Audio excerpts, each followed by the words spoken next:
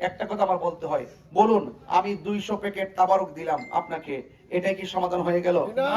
আমি শীতের মধ্যে 50টা কম্বল দিলাম, এটা কি সবকিছু সমাধান হয়ে গেল? আসসালামু আলাইকুম ওয়া রাহমাতুল্লাহি ওয়া বারাকাতুহু। নাহমাদুহু ওয়া নুসাল্লি আলা রাসূলিল কারীম, আম্মা বাদ। আউযু বিল্লাহি মিনাশ শাইতানির রাজীম। বিসমিল্লাহির রহমানির রহিম। সম্মানিত বরজশবাসী, বাজারের ব্যবসায়ী বৃন্দ, আপামর শান্তিপ্রিয় জনতা, যারা উপস্থিত হয়েছেন, আমি আমার মুসলমান ভাই যারা রয়েছেন সালাম, অন্যান্য ধর্মে যারা আছেন আদাব, আশীর্বাদ কামনা করছি। আর আজকের এই পথসভার নির্বাচনী প্রতীক পাওয়ার পর এই প্রথম আপনাদের ইউনিয়ন দিয়ে, আপনাদের এলাকা দিয়ে মাইক ধরে পথসভা শুরু করেছি। আমি আপনাদের সবার কাছে দায়িত্বহীন ভাষায় শুধু এতটুকু বলতে চাই, আসন্ন ত্রয়োদশ জাতীয় সংসদ নির্বাচনে হবিগঞ্জ ৪ চোনারঘাট মাধবপুর আসনে যে মোমবাতি প্রতীকে আমাকে প্রতীক দিয়েছেন, এই প্রতীকে আমি নির্বাচন করছি। সেই প্রতীকটি হলো মোমবাতি। প্রতীকটি কি? এটা নিজে জ্বলে, অন্যজনকে আলো দেয়, ঠিক কিনা?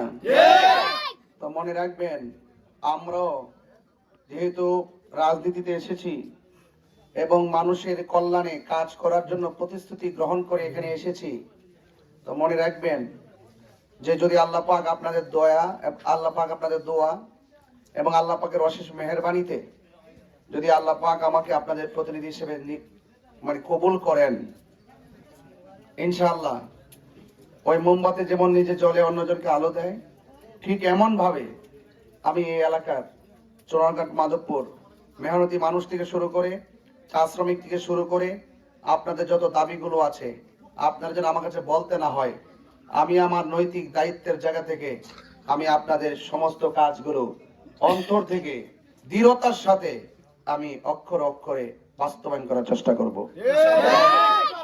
আমি গভীর অন্তঃস্থল থেকে শ্রদ্ধার সাথে স্মরণ করছি আপনাদের বানানো ভাইস চেয়ারম্যান, আমাদের অত্যন্ত সুন্নত অতন্ত্র প্রহরী মরহুম আব্দুল কাইয়ুম তরফদার সাহেব।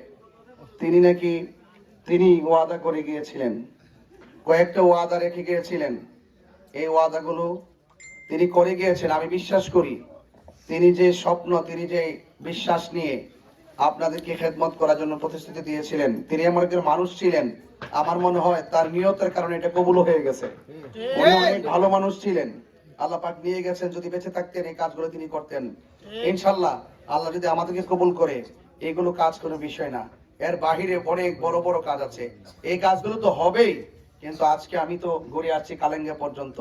আপনারা জানেন, নিজেরা চলাফেরা করেন, এই রাস্তার যে অবস্থা, এই বিষয়গুলো অত্যন্ত স্পেশালি ভাবে এগুলো করতে হবে। এবং এই যে একটা ব্রিজ দেখলাম মাটিতে ঢেবে গেছে, এটা অনেক কষ্ট, অনেক দুঃখ। এগুলো কিন্তু আমাদের স্থায়ী একটা কষ্টে পরিণত হয়েছে, ঠিক না বেটি? এগুলোর অবসান ঘটাতে হবে, এগুলো পরিবর্তন করতে হবে, উন্নত করতে হবে। সারা দেশের সব জায়গায় সবকিছু হয়ে যাচ্ছে, আমরা এত অবহেলিত থাকবো কেন? আমরা চাই অন্তত পক্ষে যেন আমরা যেন সরকার, যদি আল্লাহ পাক আমাকে কবুল করেন, সেই রাষ্ট্রতন্ত্রের গুরুত্বপূর্ণ বাজেট যেন সুষম বন্টন নীতির আলোকে আপনাদের মাঝে বিতরণ করে দিতে পারি, সেই তৌফিক যেন আল্লাহ আমাদেরকে দান করে। এই যে খালি রাস্তা, এই যে একদম যে মাটির রাস্তাগুলো যেগুলো আছে, এইগুলো যে অবস্থা, এবং পাশাপাশি যতগুলো গ্রাম আছে, এই গ্রামের সাথে মনে হচ্ছে যেন একটা অন্য একটা এলাকায় যেন আমরা বসবাস করতেছি। এইভাবে তো দেশ এলাকার মানুষ থাকতে পারে না। প্রত্যেকটা সমস্যা অক্ষর অক্ষর আমি নোট করে নিয়ে যাচ্ছি, আমি যেন এভাবেই করতে পারি। করার পরে যেন আপনারা বলতে পারেন যে লোকটা কিন্তু বড় বড় লেকচার, বড় বড় আশ্বাস দিছে, বড় বড় লেকচার দিছে। আমরা 53 বছর পর্যন্ত এই লেকচার শুনছেন আপনারা? এই রাস্তা কি পাইছেন? এই যে মাটির রাস্তা এখনো আছে, এটা কি হয়েছে? তো এই জন্য বড় বড় লেকচার, নির্বাচন আসলে মাথা টুপিটা বেঁধিয়া চাদরের মধ্যে মুড়াইয়া আইসা বড় বড় লেকচার দিয়া পাস করার পরে এই যে খবর না রাখা, এটা ভালো সংস্কৃতি না। আমি চাই কথা একটা যখন বলবো, এটা বাস্তবায়ন যখন হবে, তখন আমি মরে যাওয়ার পরও আপনারা বলবেন যে না, তার কথা কাজের সাথে মিল আছে। কথা বল ঠিক না? আমার কাছে যদি আল্লাহ কবুল করে, আমার কাছে চাওয়া লাগবে না। যদি আল্লাহ কবুল করে, চাওয়া লাগবে না। অর্থাৎ একটা এলাকা রুট ম্যাপ যা আছে, কি স্কুল কি লাগবে, মাদ্রাসা কি লাগবে, রাস্তাঘাট কি লাগবে, স্বাস্থ্য চিকিৎসা ক্ষেত্রে কি লাগবে, এবং মানুষের শিক্ষার উন্নয়ন করার, শিক্ষিত হওয়ার পর তার যে কর্মসংস্থান কিগুলো করা লাগবে, চা শ্রমিকদের যে দৈনন্দিন যে কষ্ট, এই কষ্ট কিভাবে চিরস্থায়ী বন্দোবস্ত। আচ্ছা বলেন তো দেখি, একটা কথা আমার বলতে হয়, বলুন আমি 200 প্যাকেট তাবারক দিলাম আপনাকে, এটাই কি সমাধান হয়ে গেল? আমি শীতের মধ্যে 50টা কম্বল দিলাম, এটা কি সবকিছু সমাধান হয়ে গেল? আপনাকে তাদের বাসস্থান চিন্তা করতে হবে, তাদের জলাবদ্ধতা চিন্তা করতে হবে, পানির সংকট চিন্তা করতে হবে। বৃষ্টির ভিতরে তারা যেভাবে আমাদেরকে যেইভাবে চা পাতা কুড়িয়ে আমাদের এই দেশের আমদানি রপ্তানির মাধ্যমে এই দেশকে প্রেজেন্টেশন করছেন, আজকে তারা যারা আমাদেরকে প্রেজেন্টেশন করছেন তারা বৃষ্টিতে ভিজবে, তাদের জন্য বিকল্প চিন্তা করতে হবে। তাদের পায়ের মধ্যে ঘা হয়ে যায়, তাদের জন্য বিকল্প চিন্তা করতে হবে। তাদের ছাত্র ছেলেগুলো, তাদের সন্তানগুলো ইন্টার পাস করার পরে তাদের জন্য স্পেশালি কর্মসংস্থান খুলে দিতে হবে। এই চিন্তা যদি মাথায় না থাকে, বারবার তাদেরকে কিছু আশ্বাস দিয়ে দিয়ে তাদের কাছ থেকে বারবার তারা যে প্রতারিত হচ্ছে, এই বিষয়গুলো আমি অত্যন্ত দৃঢ়তার সাথে ঘুরে ঘুরে অবলোকন করেছি।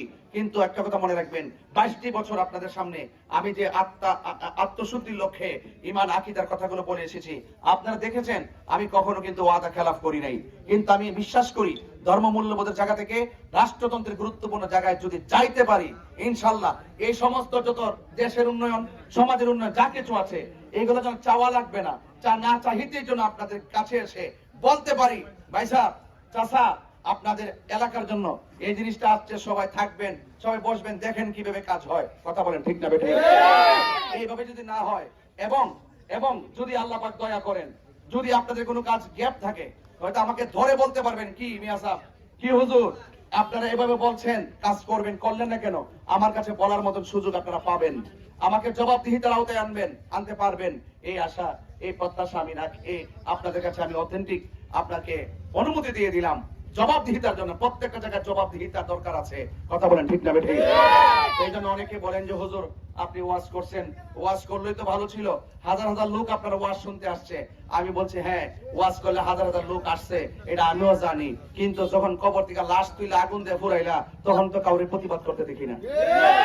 যখন 90টা মাজার ভেঙে ফেলে, তখন তো কাউকে প্রতিবাদ করতে দেখি না। আমি মনে করি এই সংস্কৃতিটা ভালো সংস্কৃতি না। কথা বলেন ঠিক কিনা?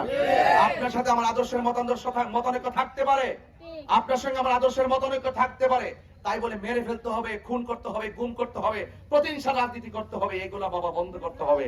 এগুলো বন্ধ করতে গেলে ওয়াজ মাহফিলে লেকচার দিয়ে বন্ধ করা যাবে না, এটা সংসদে গিয়ে কথা বললে একটা আইন পাস করা যাবে। কথা বলেন ঠিক না? আমরা চাই যে এইভাবে আমাদের সমাজ অবহেলিত, লাঞ্ছিত এবং নিষ্পেষিত, এই সমাজের প্রত্যেকটা মানুষকে শান্তি শৃঙ্খলার জন্য, প্রত্যেকটা মানুষের ভবিষ্যৎকে উন্নয়ন করার জন্য আমি সর্বদা সচেষ্ট হয়ে আপনার কাছে ওয়াদাবদ্ধ হয়ে আপনাদের কাছে শুধু একটি কথাই বলবো, আপনারা সবাই মোমবাতি প্রতীকে ভোট দিবেন, এবং বাড়িতে মা বোন যারা আছেন, মা বোনদেরকে মোমবাতি প্রতীকে ভোট দেওয়ার জন্য উদ্বুদ্ধ করবেন, এবং আমার জন্য দোয়া করতে বলবেন, এবং বাজার ব্যবসায়ীদের ব্যবসায় উত্তরোত্তর উন্নয়ন মঙ্গল কামনা করে আজকে এখান থেকে বিদায় নিচ্ছি। আরো একাধিক জায়গায় যেতে হবে, না হয় আরো অনেক আপনাদের কাছ থেকে অনেক কথা শুনতাম। আপনাদের এলাকার সমস্যা আপনারা ভালো জানেন আমার চাইতে, আপনাদের সমস্যা আপনারা তুলে ধরবেন। এই তুলে ধরাটা কিন্তু একটা সৌন্দর্য। আপনার সমস্যা যদি আপনি তুলে না ধরেন, এটা বোঝার মতো ক্যাপাসিটি নাই। এই জন্য আপনার সমস্যা আপনি তুলে ধরবেন, এবং তুলে ধরে সেটা বাস্তবায়ন করার জন্য আপনারা জবাবদিহিতার আওতায় আনবেন। আপনারা ইনশাল্লাহ আমার কাছে বলতেও পারবেন, যেতেও পারবেন, ধরতে পারবেন, বসতে পারবেন, কথা বলতে পারবেন। ইনশাল্লাহ আপনাদেরকে আমি অভয় দিয়ে গেলাম। সবাই দোয়া করবেন, ভালো থাকবেন, এবং আমি যেহেতু অনেক দূর যেতে হবে, বিদায় নিচ্ছি। আসসালামু আলাইকুম ওয়া রাহমাতুল্লাহি ওয়া বারাকাতুহু।